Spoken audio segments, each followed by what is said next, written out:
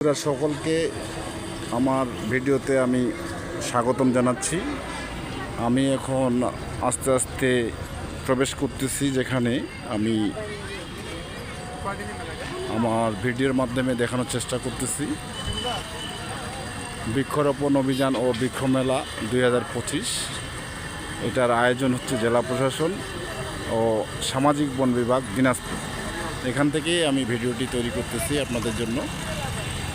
তো যারা এই বৃক্ষরোপণ অভিযানে অংশগ্রহণ করেছেন, বিশেষ করে সারা বাংলাদেশের বিভিন্ন শিক্ষা প্রতিষ্ঠানের, স্কুল কলেজের শিক্ষা প্রতিষ্ঠানের শিক্ষকবৃন্দ, কর্মচারী কর্মকর্তা এবং আমাদের বিভিন্ন উপজেলা জেলা পর্যায়ের কর্মকর্তাবৃন্দ যারা বৃক্ষরোপণ কর্মসূচিতে অংশ নিয়েছেন, তাদেরকে আমি অশেষ ধন্যবাদ এবং কৃতজ্ঞতা প্রকাশ করছি।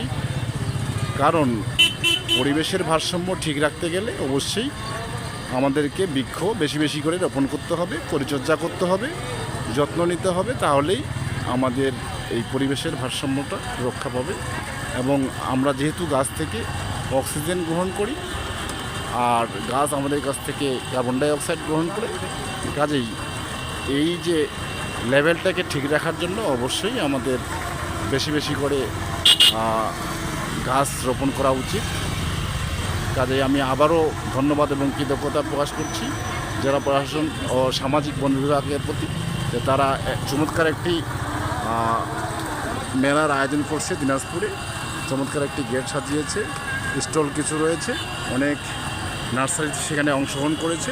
তাদেরকে আমি অসংখ্য ধন্যবাদ জানাচ্ছি। আর সবাই আমার বন্ধুরা, দেশে প্রবাসে যারা আমার বন্ধুরা রয়েছে, সকলকে আমি আমার অন্তরের অন্তঃস্থল থেকে ধন্যবাদ এবং অভিনন্দন, কৃতজ্ঞতা জানাচ্ছি অসংখ্য। এবং সবার সুস্বাস্থ্য জানিয়ে আমি ভিডিওটি এখানে শেষ করছি। সবাইকে ধন্যবাদ। আসসালামু আলাইকুম ওয়া রাহমাতুল্লাহি ওয়া বারাকাতুহু।